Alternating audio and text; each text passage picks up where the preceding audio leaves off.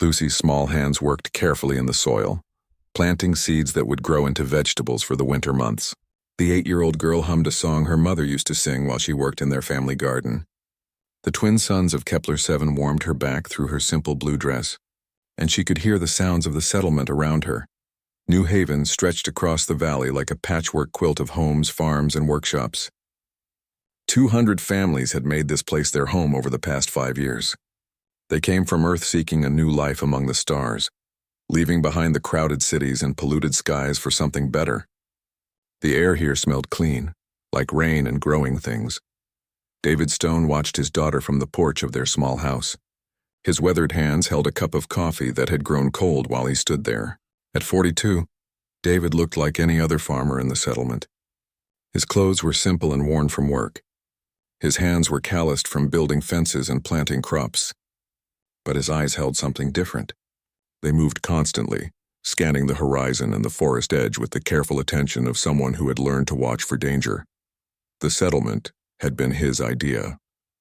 After the war ended, after too many battles on too many worlds, David wanted peace. He wanted Lucy to grow up somewhere safe, where she could run through fields without fear. Earth had given them the money and ships to start over. Most of the colonists believed they were here simply to farm and build a new life. They did not know about the hidden weapons buried beneath the grain storage buildings. They did not know about the communication arrays disguised as weather monitoring stations. They did not know that 40% of the adult colonists had military backgrounds from various Earth conflicts.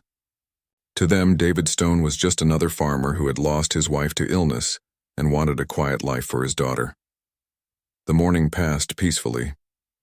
Children played in the streets while their parents worked.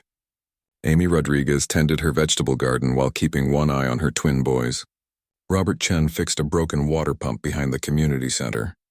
Carlos Santos worked on upgrading the settlement's power grid, his tools spread out on a table under the shade of a large tree. To any observer, New Haven looked exactly like what it claimed to be. A farming settlement where humans tried to build something good and simple far from the troubles of Earth. But David knew better.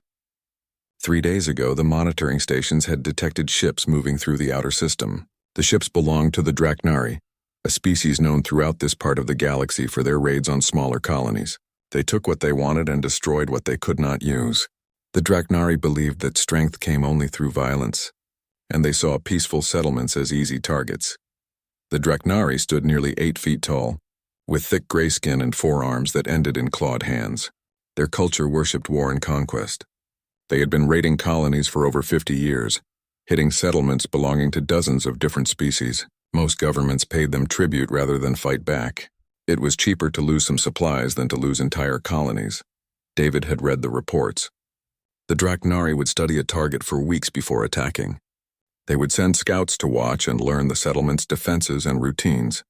Then they would strike fast and hard, taking whatever they wanted before disappearing back into space. The scouts had been spotted 2 days ago at the edge of the forest, small groups of Draknari warriors moving through the trees, watching the settlement with electronic devices. They stayed just far enough away that the colonists would not notice them. But David's hidden sensors picked up their heat signatures and movement patterns. David took a sip of his cold coffee and grimaced. He walked back into the house and set the cup in the sink. Lucy came running in from the garden, her hands dirty and her face bright with excitement. "Papa, the tomatoes are growing so fast. Come see them." David smiled and followed her back outside. She led him to the small plot where bright green plants pushed up through the dark soil. Lucy knelt down and pointed to tiny yellow flowers beginning to form. "Mrs. Rodriguez says these will become tomatoes in just a few weeks. Big red ones we can eat." "That's right, little star. You're doing a good job taking care of them." Lucy beamed at the praise. She had worked hard to learn about farming since they arrived on Kepler-7. Her mother had loved gardens, and Lucy wanted to grow things the way her mother had. As they worked together, David watched the tree line in the distance. The Draknari were out there somewhere, planning their attack. They would come soon, probably at night when they thought the settlement was most vulnerable.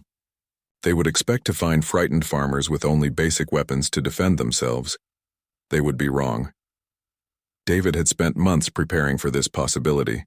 The other former military colonists knew their roles. The weapons were ready. The communication systems could call for help from human ships within hours. But David hoped it would not come to fighting. He wanted Lucy to grow up in peace, not in the shadow of war. That afternoon, Lucy helped him tend to their small flock of chickens. She scattered grain while he checked their nesting boxes for eggs. The birds clucked softly and pecked at the food, completely unaware of any danger. "Papa, why do you always watch the trees?" David paused in his work. Lucy was smart for her age, and she noticed things other children might miss. "I like to watch for animals, little star. Sometimes we can see deer or other creatures if we look carefully." It was not exactly a lie. There were animals in the forest. But it was not deer that concerned him. Lucy seemed satisfied with the answer. She finished feeding the chickens and ran off to play with the other children. David watched her go, his heart tight with love and worry. She was everything good in his world, the reason he had left the military and tried to build something peaceful. The sun began to set, painting the sky in shades of orange and purple. Families gathered for their evening meals. Lights came on in windows throughout the settlement. Children were called inside for baths and bedtime stories. David stood on his porch and looked out at the peaceful scene. Tomorrow would bring another day of farming and building and living. But he could feel something changing in the air. The Draknari scouts had been watching for 3 days now. Their attack would come soon. He touched the small communication device hidden in his pocket. With one press of a button, he could alert every former soldier in the settlement. They would be ready in minutes, armed and organized like the military unit they had once been. But tonight, he would let his daughter sleep peacefully in her bed, dreaming of tomatoes and chickens and all the simple, wonderful things that made life worth protecting. The wildflowers grew in a meadow just beyond the settlement's outer fence. Lucy had discovered them 3 days ago while exploring with her friend Peter. The flowers were unlike anything from Earth, with petals that seemed to glow softly in the sunlight, and stems that felt smooth like silk. She wanted to pick some for her mother's grave marker. Every week, Lucy visited the small stone that marked where her mother rested. She would sit and tell her mother about her week, about the garden, about the friends she was making in the settlement. The flowers would make the grave marker beautiful, she thought. Her mother had always loved flowers. David was helping Robert repair a broken irrigation pipe on the far side of the settlement. Lucy had asked permission to play near the outer fence, and he had agreed as long as she stayed within sight of the watchtowers. The meadow was just barely outside the fence, but she could see the settlement clearly from there. It seemed safe enough. Lucy slipped through a gap in the fence that the children used when they wanted to explore. The gap was small, meant for rabbits and other creatures to pass through without damaging the barrier. But it was big enough for a small girl. The flowers grew in patches across the meadow, some purple, some blue, others a soft yellow that reminded Lucy of sunshine. She began picking the prettiest ones, gathering them into a small bundle. The stems broke easily and the flowers smelled sweet, like honey and vanilla. She was so focused on her task that she did not hear the footsteps approaching through the tall grass.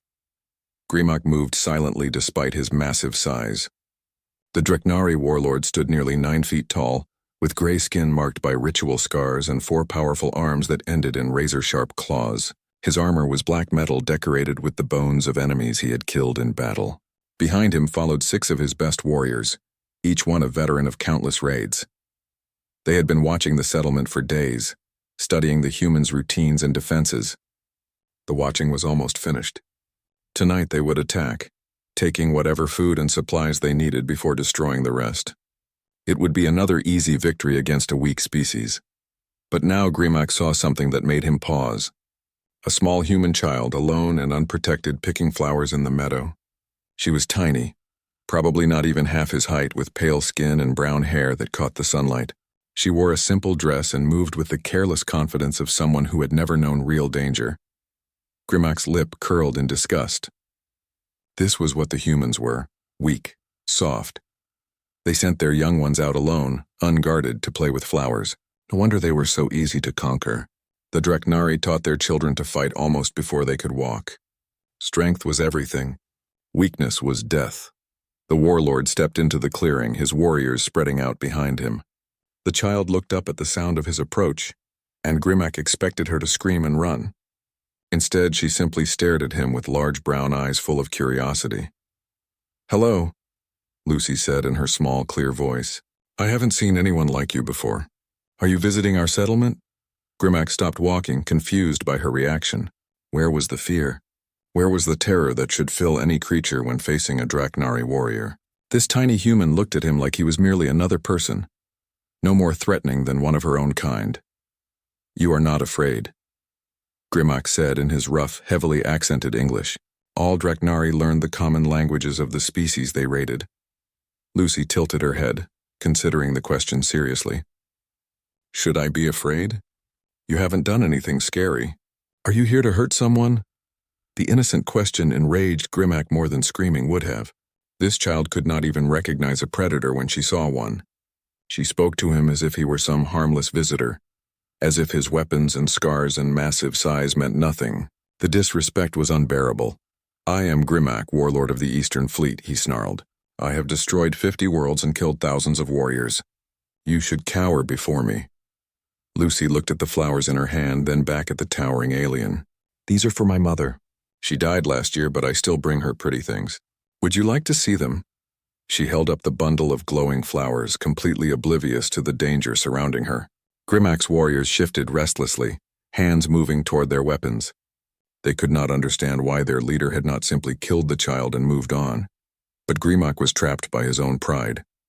This human child was showing him less respect than she might show to a farm animal. She was not just unafraid, she was treating him like he was harmless.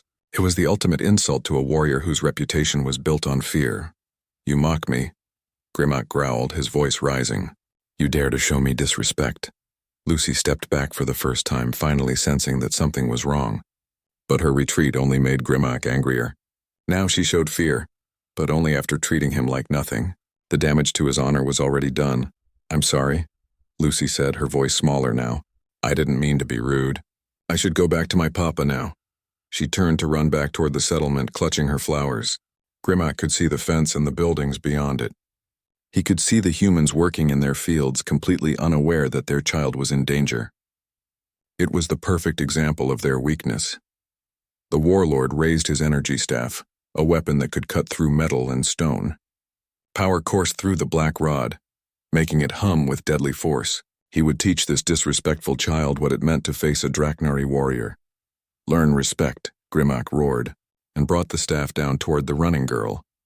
The energy weapon struck Lucy between her shoulder blades, sending crackling power through her small body. She cried out once and fell face first into the grass, her bundle of flowers scattering in the wind. Her body convulsed for a moment, then went terribly still. Grimmack felt satisfaction flow through him. That was how the weak should respond to the strong. With pain and submission and silence, he had restored his honor and taught the humans a lesson about their place in the galaxy.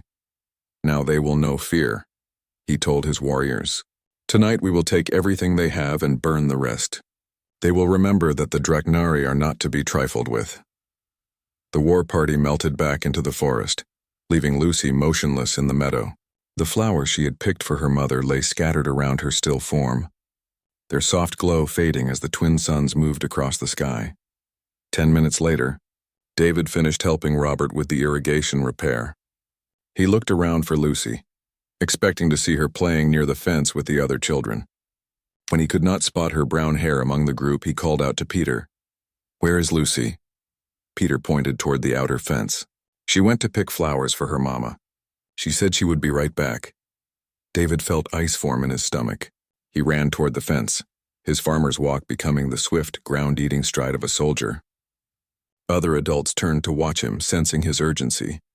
He found the gap in the fence and squeezed through it, calling Lucy's name. His voice echoed across the meadow, but there was no answer. Then he saw her, a small, still form lying among the scattered flowers. David dropped to his knees beside his daughter and carefully turned her over. She was breathing, but barely. Her pulse was weak and irregular. Burns from the energy weapon marked her back and her clothes were singed. Her eyes were closed and she did not respond when he called her name. With infinite care, David lifted Lucy in his arms and carried her back toward the settlement. His face was a mask of calm, but inside him something that had been sleeping for 5 years was beginning to wake up. The farmer, David Stone, was disappearing. In his place, something much more dangerous was being born. Dr. Sarah Williams worked frantically over Lucy's small body in the settlement's medical center. The burns from the energy weapon were severe, covering most of her back and causing internal damage that the doctor's equipment could barely detect. Lucy's breathing was shallow, her heartbeat erratic. She had not regained consciousness since David brought her in. "The neural pathways are disrupted," Sarah said quietly to David, who stood beside the medical bed like a statue. The energy weapon interfered with her nervous system. "She's stable for now, but I don't know when she'll wake up, or if she'll be the same when she does." David's hands were steady as he brushed a strand of hair from Lucy's forehead, but Sarah could see something changing in his eyes. The gentle farmer who had carried his injured daughter into the medical center was transforming into something else entirely. Word of the attack spread through New Haven like wildfire. Within an hour, every adult in the settlement knew that someone had hurt Lucy Stone. They gathered in small groups, their voices low and angry. Children were called inside and doors were locked. The peaceful farming community was becoming something harder, more focused. Amy Rodriguez arrived at the medical center first. She looked like any other mother in the settlement, with dirt under her fingernails from working in her garden and worry lines around her eyes. But when she saw Lucy lying unconscious on the medical bed, her expression changed completely. "How many?" she asked David in a voice that was suddenly cold and professional. "Unknown. Energy weapon signature suggests Draknari. My daughter was alone in the meadow when they found her." Amy nodded once. "I'll get the others." She left without another word. David continued to stand beside Lucy's bed, one hand resting gently on her arm, the other touching a small device hidden in his pocket. Robert Chen entered the medical center 20 minutes later. He moved with the careful precision of someone who understood exactly how much noise each footstep made. His clothes were the same work shirt and pants he had worn while fixing the water pump, but something about his posture had changed completely. "Perimeter is secure," Robert reported. "No additional contacts detected, but they're still out there watching us." Carlos Santos followed close behind, carrying a heavy bag that definitely did not contain farming tools. He set it down carefully and began removing devices that looked far too advanced for a simple agricultural settlement. "Communication array is online," Carlos said as he worked. "I can have contact with the fleet within 6 hours." David finally looked away from his daughter. "Fleet status: 3 ships in system. Destroyer-class vessels conducting routine patrol. They can be here in 18 hours if we request immediate assistance." "No," David said quietly. "This is personal now." Sarah looked up from her medical monitors, confusion clear on her face. "David, what are you talking about?" "What fleet? What's going on here?" Amy returned with 5 more adults. Like the others, they looked like ordinary colonists. A farmer who grew corn, a woman who ran the settlement's small library, a man who repaired machinery, a teacher who worked with the settlement's children, but they moved like soldiers. They arranged themselves around the medical center with the unconscious precision of people who had worked together before. They watched the windows and doors with eyes that missed nothing. "Sarah," David said gently, "there are things about this settlement you don't know, things about most of us. We came here seeking peace, but we brought other skills with us, skills we hoped never to use again." The doctor stared at him, then at the others. "What kind of skills?" Robert answered while checking something that looked like a weapons scanner. David was a major in Earth Defense Force Special Operations, served in the Centauri War and the Vega campaign. Amy was a sniper with the Colonial Marines. I was demolition specialist with the Engineering Corps. Carlos looked up from his equipment. We all served. Most of the adults in this settlement have military backgrounds. Earth thought it was a good idea to put experienced people on the frontier. Just in case. "In case of what?" Sarah demanded. "In case someone hurt our children," Amy said simply. David activated the device in his pocket.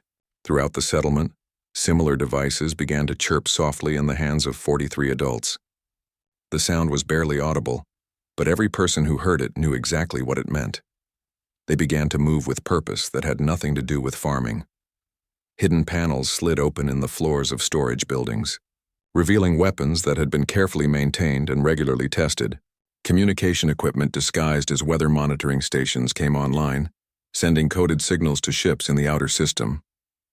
Defensive systems that had been built into the settlement's infrastructure activated for the first time since construction was completed. New Haven transformed in less than 2 hours. The farming settlement disappeared, replaced by a military outpost that had been hiding in plain sight for 5 years. David left Lucy and Sarah's care and walked to the settlement's command center, located in the basement of what appeared to be a grain storage facility. Banks of monitors showed satellite feeds of the surrounding area. Tactical displays marked the positions of Dreknari forces and calculated attack patterns.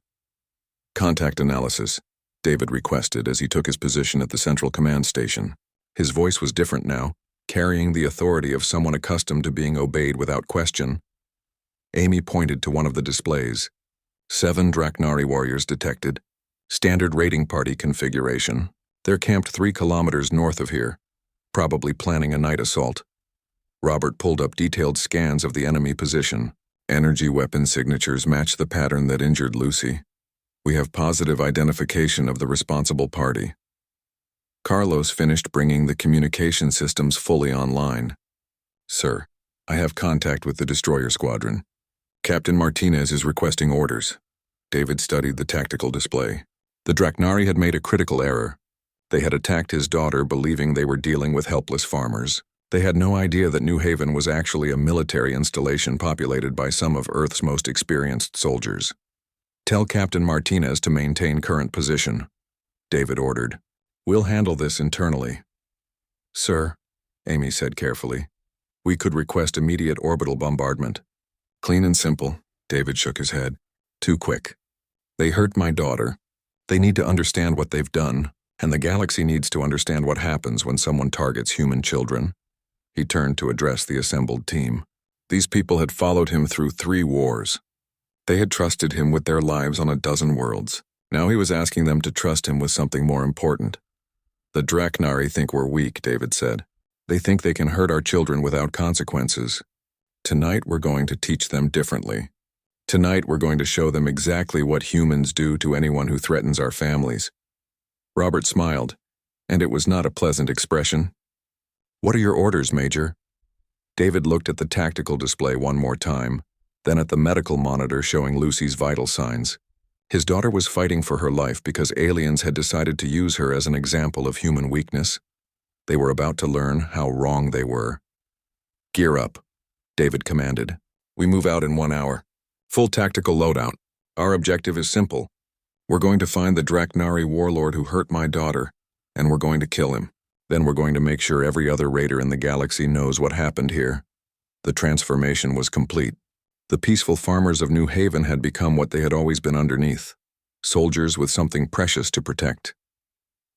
Night fell across Kepler 7 like a dark curtain, but the humans moved through it as if it were broad daylight.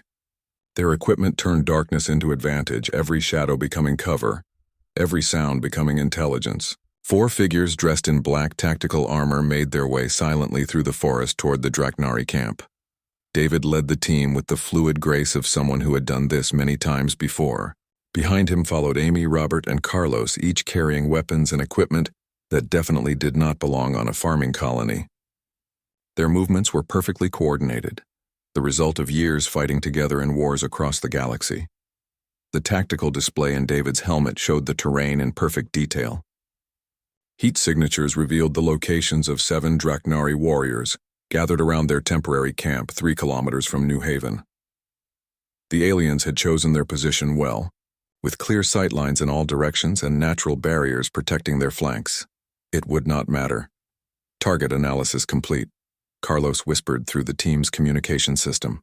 His voice was barely audible even through their enhanced hearing devices. 7 contacts confirmed. Standard Dreknari rating configuration. Amy's voice came through equally soft. "I have visual on the Warlord. Large target center of the camp, distinctive armor markings. Energy staff beside his position." David felt something cold and sharp settle in his chest. That energy staff had hurt his daughter. The alien who carried it had struck down an 8-year-old girl for the crime of picking flowers. In a few hours, that alien would be dead. "Rules of engagement," David said quietly. "We take the Warlord alive initially. I want him to understand what he did before he dies. All other hostiles are eliminated with extreme prejudice." Robert moved to his designated position, carrying equipment that could level buildings if necessary. For this mission, he needed something more precise. Perimeter charges are in position. No one leaves this area alive. The Dreknari camp was exactly what David had expected. Arrogant, careless, loud. The aliens sat around a small energy fire, sharing food and discussing their planned attack on the human settlement. They spoke in their harsh guttural language, but the humans' translation software converted their words in real time. The humans are even weaker than the report suggested, one of the warriors was saying. Their child showed no fear. She did not even recognize the threat we posed. Another Draknari laughed, a sound like rocks grinding together. Grimac taught her respect. The energy staff showed her the price of mockery. Grimac himself sat slightly apart from the others, cleaning his weapons with mechanical precision. He was larger than his followers, with more scars and more elaborate armor decorations. The energy staff that had struck Lucy lay within easy reach of his forearms. "Tomorrow we will take their food stores and destroy their communications," Grimac said without looking up from his work. "They will send word to other human settlements that the Draknari are not to be trifled with. Fear will spread before us, making future raids easier." David listened to every word through his translation software. The aliens were discussing his daughter's assault as if it were a successful military strategy. They planned to use her pain to terrorize other human families. The cold feeling in his chest grew sharper. "Phase 1 initiation," David whispered. Carlos activated a signal jamming device that would prevent the Draknari from calling for help or warning their ships. The aliens' communication equipment died instantly, though they did not immediately notice the failure. Amy positioned her rifle on a ridge overlooking the camp. The weapon was designed for precision work at extreme range. Through her scope, she could see individual details on the aliens' faces.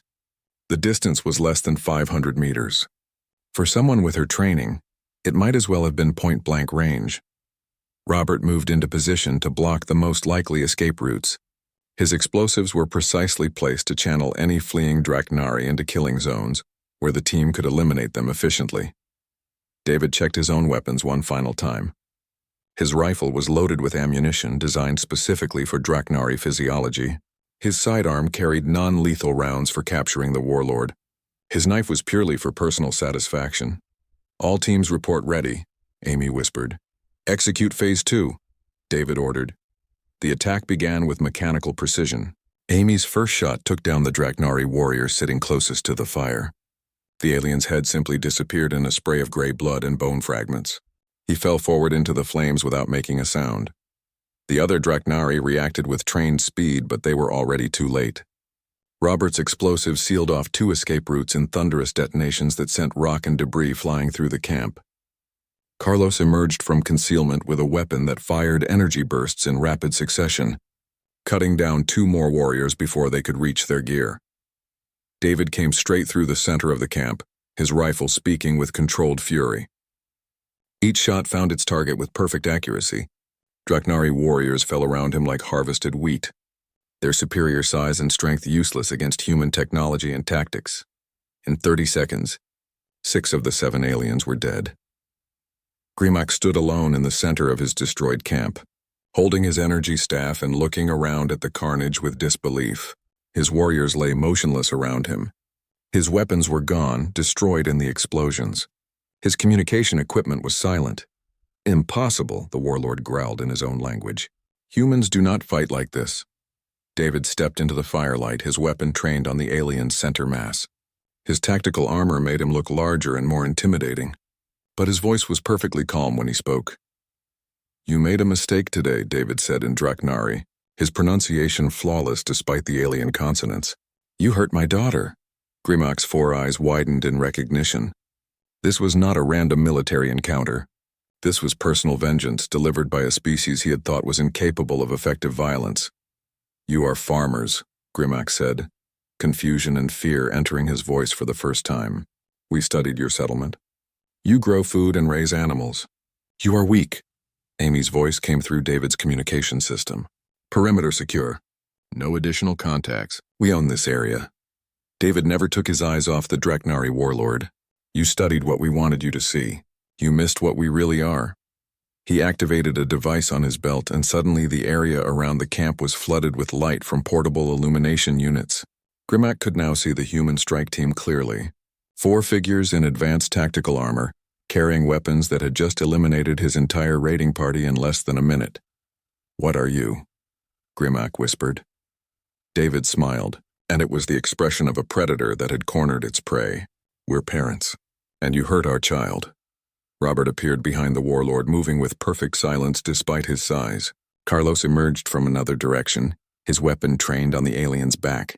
Amy maintained her overwatch position, ready to take the shot if Grimac made any sudden movements. The Draknari warlord was surrounded, outgunned and completely at the mercy of the humans he had thought were helpless farmers. For the first time in his violent life, Grimac understood what it felt like to be prey. "Please," he said, the word foreign and awkward in his throat, "I will leave your world. I will tell other Draknari to avoid human space." David considered the request for exactly 1 second. Then he thought of Lucy lying unconscious in the medical center, fighting for her life because this alien had decided to teach her respect through violence. "No," David said simply. "You crossed a line that cannot be uncrossed. Now you learn what humans do to anyone who threatens our children." Grimac tried to reach for his energy staff, but Robert was faster. The human's weapon fired once, and the alien's primary right arm shattered at the elbow. Grimac roared in pain and rage, spinning to face his attacker with his 3 remaining limbs. David watched without emotion as the Draknari warlord struggled with his injury. This creature had hurt an innocent child. He had struck down Lucy while she was picking flowers for her dead mother. Whatever pain he felt now was nothing compared to what he had inflicted. "You want to fight?" David said calmly. "Good, my daughter couldn't defend herself. But I can." He set his rifle aside and drew his combat knife. The blade was designed for close-quarters combat, with a monomolecular edge that could cut through Draknari armor like paper. But David was not interested in a quick kill. This needed to be personal. Grimac snarled and lunged forward with his energy staff, swinging the weapon in a wide arc that would have cut a normal human in half. David moved like water, flowing away from the strike and inside the alien's reach. His knife found the gap between armor plates, sliding between ribs to puncture one of Grimac's secondary hearts. The warlord staggered but did not fall. Draknari physiology was tough, designed for their brutal culture of constant warfare. He backhanded David with his remaining good arm, sending the human stumbling backward. But David rolled with the blow, using the momentum to create distance before coming back to his feet. His tactical training took over, analyzing his opponent's movements and looking for weaknesses. Grimac was larger and stronger, but he was also injured and fighting with unfamiliar weapons against an opponent he had underestimated. "Your warriors are dead," David said as he circled the alien. "Your ships will find empty space when they come looking for you. And my daughter is going to recover from what you did to her." Grimac charged again, roaring his fury. This time David was ready. He sidestepped the clumsy attack and opened another wound along the alien's ribs. Gray blood flowed down Grimac's armor, and his movements became more labored. "You want to know what we really are?" David continued, his voice never rising above conversational level. "We're the species that crossed the galaxy to give our children a better life. We're the species that will burn down civilizations to protect our families." The warlord stumbled, his injured arm hanging useless at his side. He looked around desperately for some advantage, some way to turn the battle in his favor.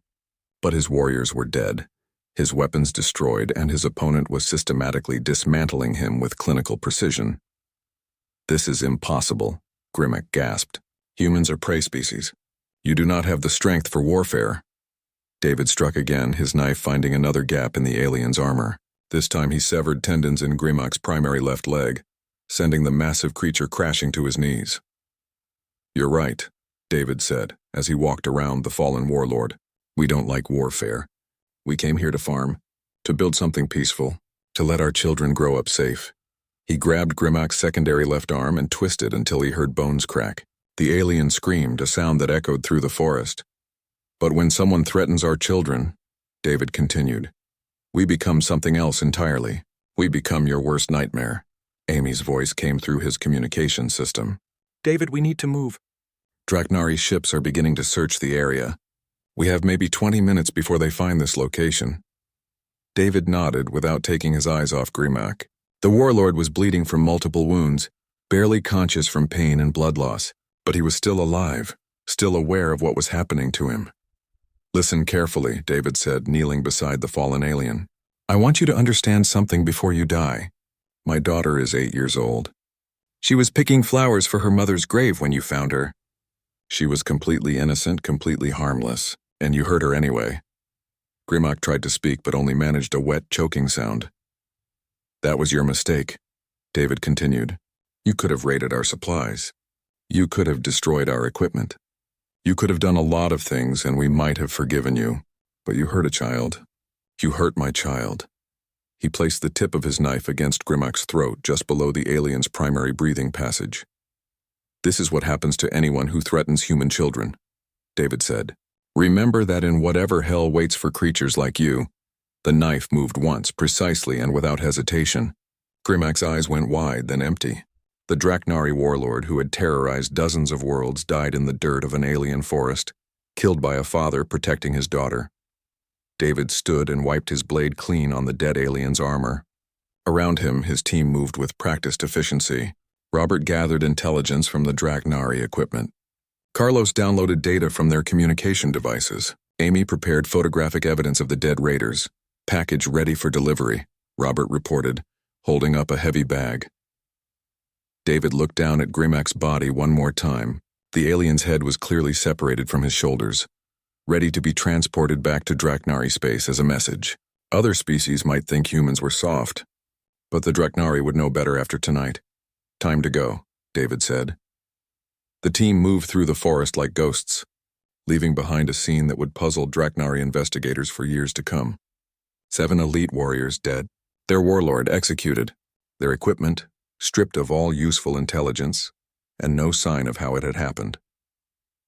By the time Draknari ships reached the area, the humans were back in New Haven, their weapons cleaned and stored, their armor hidden away. To any observer, they looked like farmers who had spent a quiet evening at home. David went directly to the medical center, where Lucy was still unconscious but stable. Her vital signs had improved slightly, and Dr. Williams thought she might wake up within a few days. How is she? Amy asked, joining David beside his daughter's bed. Stronger than the alien who hurt her, David replied. He touched Lucy's hand gently, feeling the warmth of her skin and the steady pulse of her heartbeat. Carlos entered the medical center carrying a communication device. Sir, we have contact with the Draknari fleet. They're demanding to know what happened to their raiding party. David smiled, and it was not a pleasant expression. Tell them we'll send an explanation. He looked at the bag Robert had prepared, containing Grimac's severed head and a recording device with a very specific message. By tomorrow, every Draknari commander in the galaxy would know exactly what had happened to the warlord who struck a human child. Lucy is going to be fine, David said quietly, and no Draknari is ever going to threaten human children again. 3 days later, Lucy opened her eyes for the first time since the attack. David was sitting beside her bed reading a farming manual, but he dropped the book immediately when he heard her small voice whisper his name. Papa, I'm here, little star, David said, taking her hand gently. How do you feel? Lucy tried to sit up, winced at the pain in her back, and settled for turning her head to look at him. Her brown eyes were clear and alert, showing no sign of the neural damage Dr. Williams had feared. My back hurts, Lucy said, and I had strange dreams about big gray people. Did something happen? David felt relief flood through him so powerfully that his hands shook. His daughter was awake, aware, and herself. The energy weapon had not caused permanent damage to her mind or personality.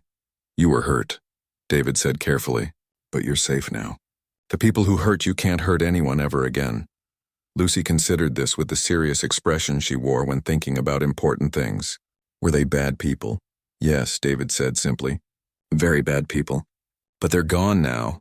Dr. Williams appeared in the doorway, her face bright with relief and professional satisfaction. How's our patient feeling? Sore, Lucy said. But okay, I think. Can I have some water? Sarah checked Lucy's vital signs while David helped his daughter drink from a small cup. Everything looked normal. Better than normal, actually. The burns on Lucy's back were healing faster than expected, and her neural functions showed no sign of disruption. Remarkable recovery, Sarah said quietly to David. I was worried about brain damage from the energy weapon, but she seems completely unaffected, David nodded. But his attention was focused on his daughter.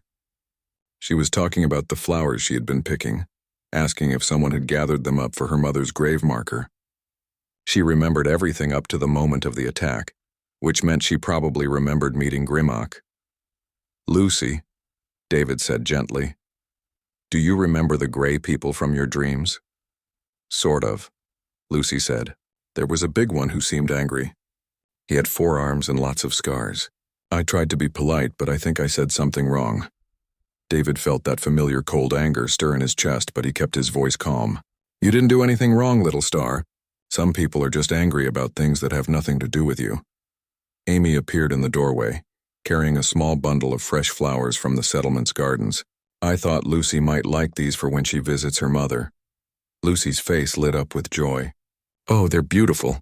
Thank you, Miss Amy.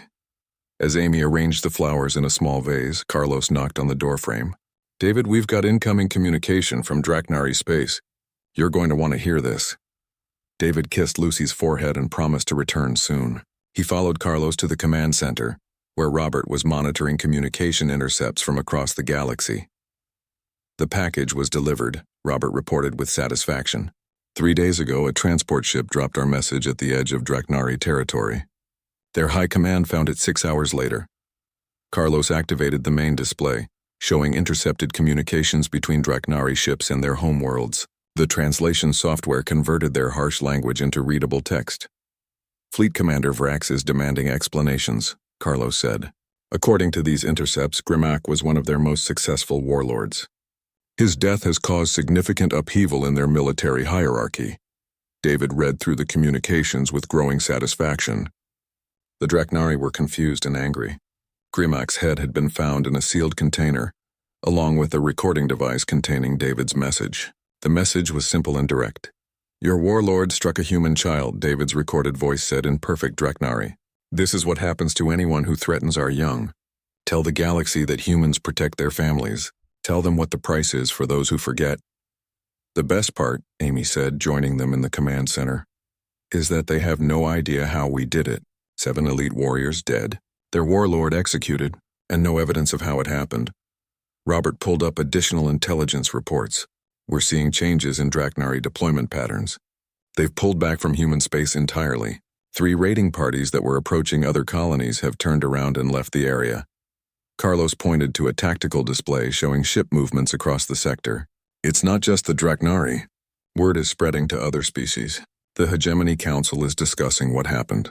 Everyone wants to know how a farming settlement eliminated an entire raiding party. David studied the reports with professional interest. The message was spreading exactly as he had intended. The galaxy was learning that humans were not the easy targets they appeared to be. Any official responses from Earth? David asked. Admiral Chen sent a private communication, Amy replied. Officially, Earth Defense Force has no knowledge of recent events on Kepler 7. Unofficially, she says well done and asks if we need any additional support. David shook his head. We don't need support. We need the galaxy to understand that human civilians are off limits, that anyone who threatens our children will face consequences they can't imagine. A communication alert interrupted their discussion. Carlos checked the incoming signal and looked surprised. It's from the Hegemony Council, he said. They want to speak with the settlement administrator of New Haven. David considered the request. The Hegemony Council represented 17 different species across this sector of the galaxy. They maintained trade routes and tried to prevent conflicts between member species. If they were calling, it meant the events on Kepler 7 had attracted high-level attention. Put them through, David said. The main screen activated, showing the council chamber on the Hegemony station. 3 alien representatives looked out at David with expressions that ranged from curious to concerned. Administrator Stone, the lead representative said in accented but clear English. We understand there was a recent incident involving Draknari raiders near your settlement. That's correct, David replied. They attacked one of our children. The situation has been resolved. The second representative, a tall, thin alien with blue skin, leaned forward. Our intelligence suggests that an entire Draknari raiding party was eliminated. 7 warriors and their warlord all dead. Can you explain how a farming settlement accomplished this? David met their gaze steadily. We defended ourselves and our families. The methods are not important. The result is what matters. The third representative, shorter and covered in what looked like metallic scales, spoke up. The Draknari are claiming that humans are more dangerous than previously believed. They're demanding that the council investigate your settlement. Let them investigate, David said calmly. They'll find exactly what we are. Farmers and families who want to live in peace. But they'll also learn that we're capable of protecting what matters to us. The lead representative exchanged glances with his colleagues before responding.